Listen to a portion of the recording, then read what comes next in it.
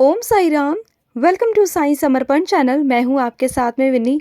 जैसे कि मैंने कल ही आपको वीडियो डाली थी कार्तिक मास की। कार्तिक का महीना चल रहा है और इस समय में हम व्रत का पालन कैसे करते हैं, दीपदान कैसे करते हैं, वो मैंने पिछली वीडियो में डाला था। और इस वीडियो में मैं ये डालने जा रही हूँ कि कार्तिक मास में तुलसी जी की पूजा कैसे करते हैं। जैसे कि मैंने कल के वीडियो में भी डाला था कि तुलसी पूजा बहुत महत्व रखती है, क्योंकि विष्णु जी का ये दिन होते हैं, कृष्ण जी के दिन होते हैं और इन्हें सबसे ज़्यादा प्रिय होती है तुलसी माँ। और तुलसी माँ के बिना ये पूजा अधूरी है। तो तुलसी माँ की पूजा करना बहुत इम्पॉर्टेंट है कार्तिक के महीने में। आप चाहे कार्तिक का महीना नहा रहे हो या नहीं भी नहा रहे हो ना, उसके बावजूद अगर आप तुलसी माता की पूजा करेंगे ना, तब भी आप बहुत पुण्य प्राप्त कर सकते हैं। बहुत कुछ आपको इसका बहुत फल प्राप्त होगा। अगर आप पूरा महीना तुलसी माँ की पूजा करेंगे ना, तो डेफिनेटली आपकी सारी इच्छा पूरी होंगी। और जैसे कि आप सब जानते हो कि कार्तिक मास में पूजा पाठ करना, व्रत करना, दान करना और जितना भी आप कर सकते हो ना, उसका अनंत अनंत फल है, बहुत फल है। तो आप कुछ भी करो, इसमें से कुछ भी अन्नदान करो, कुछ भी वस्त्र दान करो, शिक्षा का दान करो, कुछ भी जो भी आपको लगता है कि आप ये चीज़ दान कर सकते हो, आप इस चीज़ का सामर्थ्य रखते हो, तो वो दान ज़रूर करें। क्योंकि पूरे साल में, पूरे महीनों में, एक महीना कार्तिक के महीने अगर आपने दान पुण्य कर लिया, अगर आपने अच्छे से पूजा पाठ की, दिल से पूजा पाठ की ना, तो आपके पूरे साल की पूजा सफल हो जाएगी। तो मैं आज लेकर आई हूँ वीडियो, तुलसी माँ की पूजा कैसे करनी है आपको, कि तुलसी पूजन कैसे करना है और क्या इसकी विधि है, कैसे आपको सब कुछ करना है। तो मैं आपको बताने जा रही हूँ और ये कुछ कठिन नहीं है, बहुत इजी है, बहुत सरल है। और ये बहुत सौभाग्यशाली लोग ही होते हैं जिन्हें ये सेवा मिलती है। और अगर आपके कानों तक अगर ये वीडियो जा रही है, मेरी आवाज़ पहुँच रही है, तो आप समझ जाइए ईश्वर का आदेश है आपके लिए कि आपको ये करना है, ज़रूर करना है। ये मेरे लिए नहीं है, ये ईश्वर के लिए भी नहीं है, ये आपके लिए है। अगर आप करोगे ना, तो इसका आपको ही फल प्राप्त होगा। ठीक है, तो चलिए मैं स्टार्ट करती हूँ कि आपको कैसे करना है। तो आपने क्या करना है कि जैसे आप रोज़ सुबह उठते हो, रोज़ सुबह उठना है, ब्रह्म मुहूर्त में आपको उठना है, सूरज निकलने से पहले उठना है, 1.5 घंटा पहले, जब तारों की छाँव होती है। ठीक है, और वैसे तो आजकल ठंड हो गई है, तो जो सूरज है वो बहुत लेट निकलता है। सुबह के 5 बजे भी आई थिंक अंधेरा ही होता है। तो आप उस वक्त उठ सकते हो, 4:30-5 बजे के बीच में आप उठ जाओ। और उठने के बाद आप स्नान करो रोज़ाना पूरा महीने। और उसके बाद आपने क्या करना है, आपने तुलसी माता के पास जाकर बैठना है और तुलसी माँ के जो आसपास जो स्थान है उसे अच्छे से साफ़ करना है।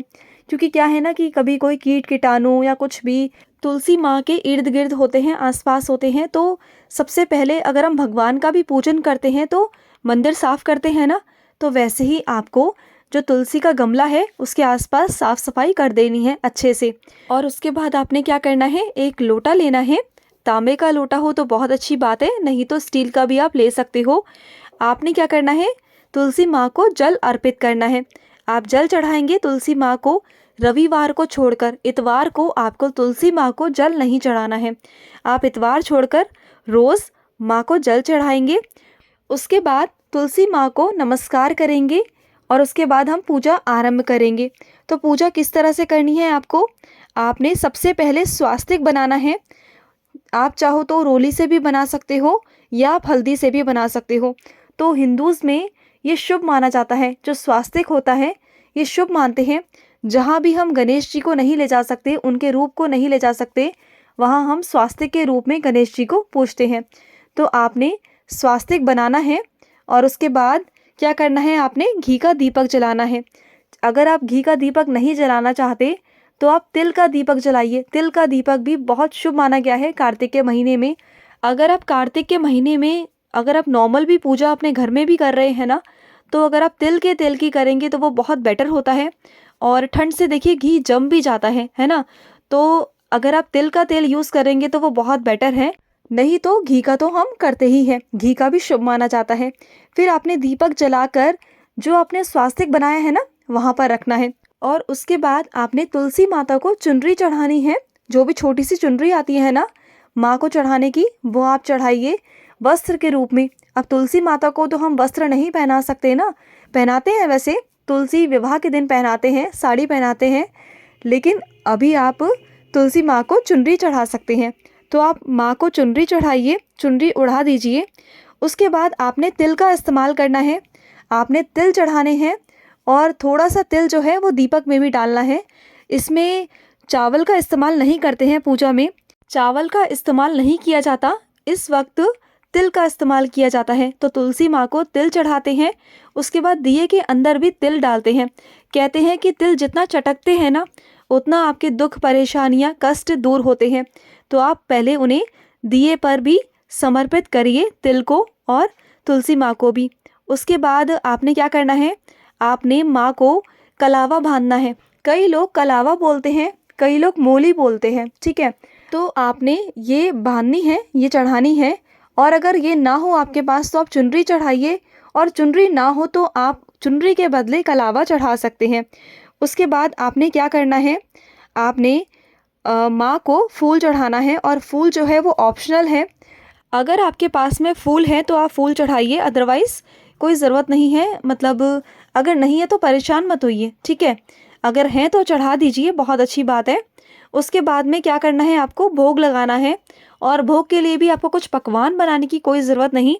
आपने चीनी, गुड़, मिश्री जो भी आपके पास में हो, आपने सीधा भोग गमले में नहीं डालना, क्योंकि अगर आप गमले में डाल दोगे ना तो चींटियाँ लग जाएंगी, कीड़े आ जाएंगे और तुलसी खराब हो सकती है। तो आपने सिर्फ क्या करना है, तुलसी माँ को दिखाकर, पेड़ के पास दिखाकर, और एक तरफ साइड में रख देना है प्रसाद को। और तुलसी माँ को दिखाने के बाद अपने पूरे घर में उस प्रसाद को बांटना है। फिर आपने परिक्रमा करनी है तुलसी जी की। आप चाहो तो आरती के बाद भी कर सकते हो, और कई लोग क्या करते हैं, आरती के पहले करते हैं। तो आप जैसा चाहो वैसा आप कर सकते हो, क्लॉकवाइज आपको करनी होती है, ठीक है, परिक्रमा। और आप परिक्रमा कर सकते हैं 5, 7, 9।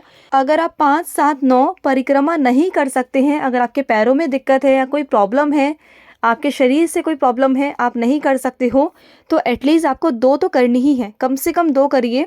और आपने क्या करना है, अगर आपके तुलसी ऐसी जगह पर है कि आप परिक्रमा नहीं कर सकते तुलसी माँ के, तो आप जहाँ पर खड़े हो ना, आप उसी जगह से अपने राउंड राउंड घूम कर, ठीक है, आप परिक्रमा कर सकते हो, क्लॉकवाइज आप कर सकते हो माँ का नाम लेकर। उसके बाद में आपने आरती गानी है, जो भी आपको तुलसी आरती आती हो, या फिर ये वाली आरती हो, जय तुलसी महारानी नमो नमः, हर की पटरानी नमो नमः, तो आपने ये वाली आरती गा लेनी है। या फिर आपको इसके अलावा भी कोई अगर आरती आती हो तुलसी माँ की, तो वो भी आप कर सकते हो। और उसके बाद आपने तुलसी माता के आगे हाथ जोड़ना है। जो भी आपसे पूजा पाठ में जो भी कमी रही है, जो भी आपसे गलती हुई है अनजाने में, वो माँ माफ़ करे, क्षमा याचना करनी है माँ से। और माँ से कहना है कि माँ, घर में सुख शांति समृद्धि दे, खुशियाँ दे, घर में घर की बरकत हो, घर में लक्ष्मी जी का वास हो, सबके लिए माँ से प्रेयर करनी है। इस तरीके से आपने कार्तिक मास में हर दिन प्रतिदिन आपने तुलसी माँ के आगे प्रेयर करनी है। फिर आप देखना कि आपके घर में कितनी बरकत होगी।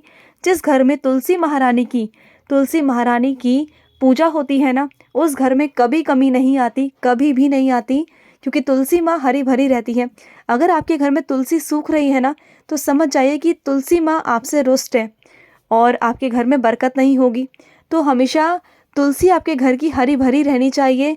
तुलसी माँ को हमेशा साफ सुथरा रखिए, उनके आसपास जो भी स्थान है वो साफ सुथरा और हमेशा पवित्र और स्वच्छ ही रहना चाहिए। सिर्फ ये नहीं कि कार्तिक मास में, हर महीने में, क्योंकि तुलसी माँ का बहुत महत्व है, बहुत ज़्यादा पूजा पाठ में। तो तुलसी माँ की हमेशा सेवा करिए और लाभ उठाइए इस कार्तिक महीने में। तो चलिए मैं लूँगी समाप्ति। ओम साई राम, जय साई राम।